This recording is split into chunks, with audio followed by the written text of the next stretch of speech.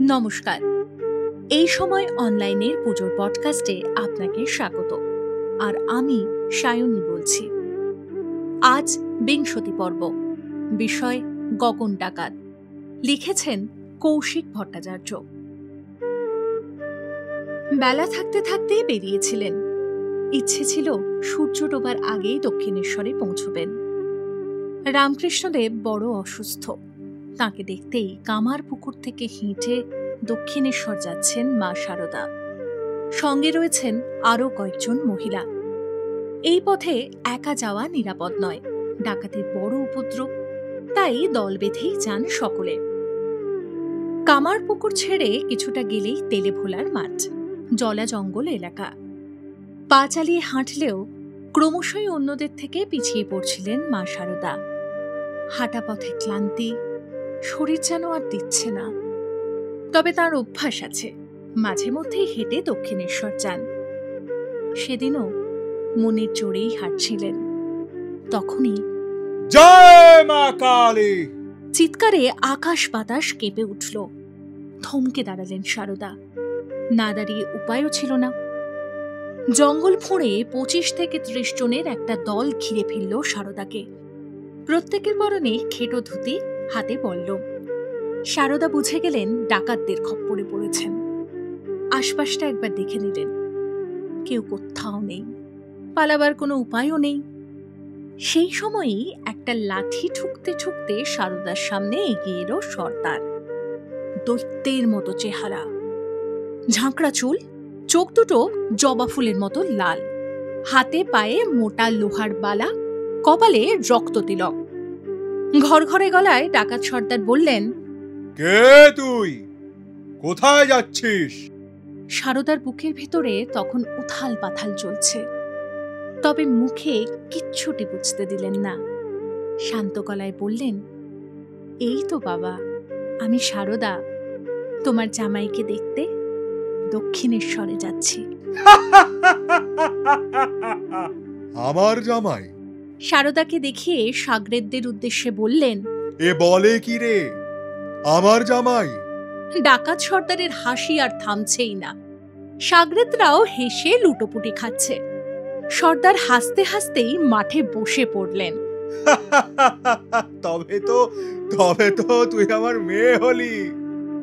শারদা ওইভাবেই শান্ত গলায় বললেন, হ্যাঁ বাবা, আমি তো তোমার মেয়েই। মেয়ে? তাহলে তো মেয়ের মুখখানা একবার ভালো করে দেখতে হচ্ছে। এই, মশালটা দিয়ে যা। হাঁক পারলেন সর্দার। এক সাগরেদ একটা মশাল দিয়ে গেল তাঁর হাতে। সেটা হাতে নিয়ে শারদার মুখের কাছে ধরলেন ডাকাত সর্দার। আচমকাই যেন তপ করে আলো জ্বলে উঠল। চারদিকে ছড়িয়ে পড়ল উজ্জ্বল একটা আভা, কিন্তু বড় স্নিগ্ধ। শারদা অনুভব করলেন ওই আলোর মধ্যে ধীর পায়ে এসে দাঁড়ালেন মা কালী। তিনি হাত জোর করে জপ করতে শুরু করলেন, কালী কালী রামকৃষ্ণ, কালী কালী রামকৃষ্ণ। চোখ দুটো একবার ভালো করে কচলে নিল ডাকাত সর্দার। এ কি স্বপ্ন নাকি মায়া? একটা মোলায়েম আলো তাকে ছুঁয়ে আবার সরে যাচ্ছে, আর সেই আলোর ভিতরে দাঁড়িয়ে আছে ওই মেয়েটা। তার রূপ ধীরে ধীরে বদলে যাচ্ছে। একি এ যে! চিৎকার করে উঠলেন ডাকাত সর্দার। এই কালীর পুজো করেই তো তিনি ডাকাতি করতে বেরোন। লুটিয়ে পড়ল সর্দার। মা, আমায় ক্ষমা করে দে মা, আমি বুঝতে পারিনি। দৈত্যের মতো চেহারার একটা লোক শিশুর মতো আছাড়ে পিছাড়ি দিয়ে কাঁদছে। ক্ষমা কর মা, ক্ষমা কর, বড় কষ্ট। আলোটা যেমন দপ করে জ্বলে উঠেছিল, তেমনই দপ করে নিভেও গেল। শারদা সর্দারের মাথায় আলতো করে হাত বুলিয়ে দিলেন। তোর নাম কি? হাতের চেটো দিয়ে চোখের জল মুছে ডাকাত সর্দার বললেন, আমি গগন, তোর ছেলে। আমার সঙ্গে চল মা। আমি যে দক্ষিণেশ্বরে যাচ্ছি, তোকে বললাম না জামাই অসুস্থ? বাবার কিছু হবে না, তুই আমার সঙ্গে চল। শিশুর মতো ঠোঁট ফুলিয়ে আবদার করলেন ডাকাত সর্দার গগন। সারদা হেসে ফেললেন। তিনি যে সতেরো মা, অসতেরো মা, ছেলের আবদার কি তিনি ফেরাতে পারেন? হাসি মুখে ঘাড় নেড়ে বললেন, তাহলে চল। সেই দিন আর ডাকাতি করা হলো না গগনের। সাগরেদদের সঙ্গে মা সারদাকে নিয়ে নিজের ডেরায় ফিরে গেলেন। জনশ্রুতি, রাতে মন্দিরে সারদাকেই কালীরূপে পুজো করেছিলেন গগন ডাকাত। মাকে নিবেদন করেছিলেন তার প্রিয় চাল কলাই ভাজা। তারপরে নিয়ে গিয়েছিলেন নিজের বাড়িতেও। গগন আর তাঁর স্ত্রী মিলে সেবা করেছিলেন সারদার। পরের দিন দিয়ে এসেছিলেন দক্ষিণেশ্বরে।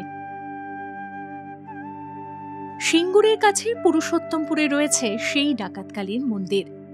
আজও মাকে চাল কলাই ভাজা নিবেদন করা হয়। সিঙ্গু স্টেশনে নেমে হেঁটে বা টোটোয় মিনিট 10 গেলেই পড়বে গগন ডাকাতের প্রতিষ্ঠা করা কালী মন্দির। কালী পুজোর দিন চাল কলাই ভাজার সঙ্গে দেওয়া হয় লুচি ভোগ, সঙ্গে থাকে ফলের নৈবেদ্য। 4 প্রহরে 4 বার পুজো হয়। আগে গগন ডাকাত নরবলি দিতেন, এখন ছাগ বলি হয়।